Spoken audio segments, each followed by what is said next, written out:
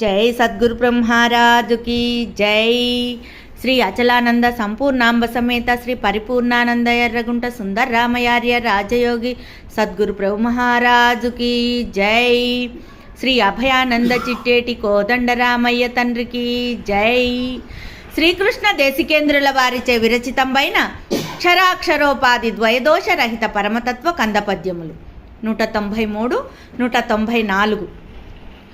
పెద్దలనెవరిని చూచిన ముద్దుగా మాట్లాడి వారు ముదమున చెప్పే సుద్దుల కడ్డము చెప్పక నొద్దికతో మ్రొక్కి వినుమవో పుణ్యతమా. తన హిత వెరుగని మనుజుడు వినడాప్త జనోక్తి దుష్ట వృత్తిగల సుయోధనుడు దశాననుడు విహిత జనవాక్యము వినకగాదే సమసిరిరూరున్. జై నిజ గురుభ్యో నమ. జై నిజ గురు అనుభవానందాయ నమ.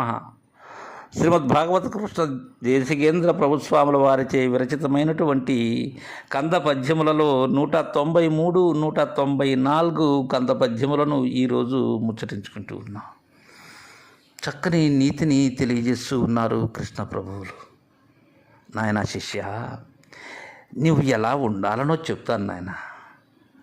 పెద్దలనెవరిని చూచినా ముద్దుగా మాట్లాడి వారు ముదమున చెప్పే శుద్ధుల కడ్డము చెప్పక నొద్దికతో మృక్కి వినుము ఓ పుణ్యతమా. పుణ్యతమా, పాపరహితమైనటువంటి వాడా, పుణ్యచరిత,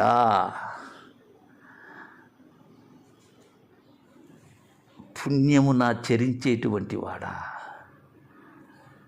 పుణ్యమే అవధిగా కలిగినటువంటి వాడా, అంటే లేనివాడా అని ఒక విషయం చెప్తాను నాయన.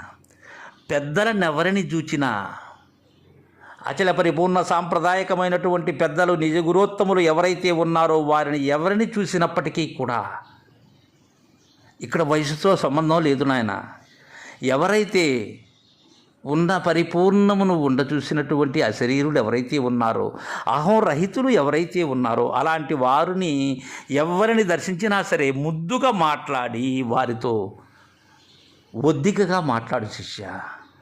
వారి యొక్క కరుణను పొందేటట్లుగా మాట్లాడు, వారితో లాలనగా మాట్లాడు, ఆప్యాయతగా మాట్లాడు. మాట్లాడినట్లయితే వారు ముదమున చెప్పే శుద్ధుల కడ్డము చెప్పక, వారు నీ మీద కరుణామృత దృష్టితో ఎంతో ఆనందంతో నీకు కొన్ని విషయాలు చెప్తారు. కొన్ని సూక్తులు, కొన్ని యుక్తులు, కొన్ని ప్రామాణిక వాక్యములు చెప్తారు. వాటికి ఏనాడు అడ్డం చెప్పకు. ఒకవేళ అవి నీకు అంతకు మునుపు తెలిసి ఉన్నప్పటికీ సరే, అశరీరులైనటువంటి పెద్దలు చెప్పేటప్పుడు నీకు అవి తెలియనట్లుగానే తెలిసి కూడా వారి దగ్గర వారి మాటకి అడ్డం చెప్పకుండా శ్రద్ధగా వినటం నేర్చుకో శిష్య. ఇంకా నీకు తెలిసినటువంటి విషయం ఏదైతే ఉన్నదో ఆ మహనీయులు చెప్పినప్పుడు అది ఇంకా దృఢమవుతుంది నాయన. అది నాకు తెలుసు కదా, నేనేంటి మరలా దాన్ని వినేది అనేటువంటి భావనలో ఉండకు శిష్య. పెద్దలు చెప్పేటువంటి ఆ శుద్ధులు ఏవైతే ఉన్నావో అవి ఘనమైనటువంటి మౌక్తికాలనైన అవి, వాటికి ఏనాడు అడ్డం చెప్పకు. వారు చెప్పేటువంటి వారి వాక్కు ద్వారా వచించేటువంటి ప్రతి మాట కూడా అది లేని మాటే శిష్య. అది యథార్థమైనటువంటి మాట, పలుకు గాని పలుకు నాయన. అది వాటికి అడ్డం చెప్పవద్దు. ఒద్దికతో మృక్కి ఎలా వారి పాదముల మీద ఒరిగి ఆ శుద్ధులు ఏవైతే ఉన్నావో వాటికి మొక్కు. వారు చెప్పేటువంటి వాక్యములు శిరోధార్యములుగా భావించు. వాటిని నీ బోధకు అన్వయించుకో, నీ బోధను దృఢం చేసుకో. ఇది ఎలా లేనిదో అనేటువంటి విషయం నీకు చక్కగా దృఢపడుతుంది. ఈ మూలము లేని గుర్తెరిగే శరీరము ఏమీ లేదు అనేటువంటి విషయం అలాంటి పెద్దలైనటువంటి వారి యొక్క శుద్ధమైనటువంటి ఆ పరిశుద్ధపు బోధ పలుకులు ఏవైతే ఉన్నావో వాటికి ఏనాడు అడ్డం చెప్పక వినమంటున్నాడు శిష్యుని. తదుపరి 194వ కంద పద్యంలో ఇంకా చక్కని నీతిని చెప్తున్నారు. తన హిత మెరుగని మనుజుడు వినడాప్త జనోక్తి దుష్ట వృత్తి గల సుయోధనుడు దశాననుడు విహిత జనవాక్యము వినకగాదే సమసిరిరువరన్ ఇద్దరూ ఏమయ్యారు? సమసిపోయారు, కాలగర్భంలో కలిసిపోయారు, అపకీర్తిని మూట కట్టుకుని పోయారు వెంట. ఎలా అంటే తన హిత మెరుగని మనుజుడు, తనకు మంచి ఏదో అనేటువంటి ఎరుగనటువంటి మానవుడు, తనకు శ్రేష్టమైనటువంటిది ఏదో, తను పొందవలసినది ఏదో, తను గ్రహించవలసినటువంటిది ఏదో అది తెలియనటువంటి మానవుడు ద్విపాద మృగం నాయన. అలాంటి వాడు వినడు. ఏం వినడు? ఆప్త జనోక్తి, తనకు ఆప్తులైనటువంటి వారు, తనకు సన్నిహితులైనటువంటి వారు, పెద్దలైనటువంటి వారు చెప్పేటువంటి ఆ యుక్తి ఏదైతే ఉన్నదో, ఆ మంచి మాటలు ఏవైతే ఉన్నావో అవి వినరు శిష్య వాళ్ళు.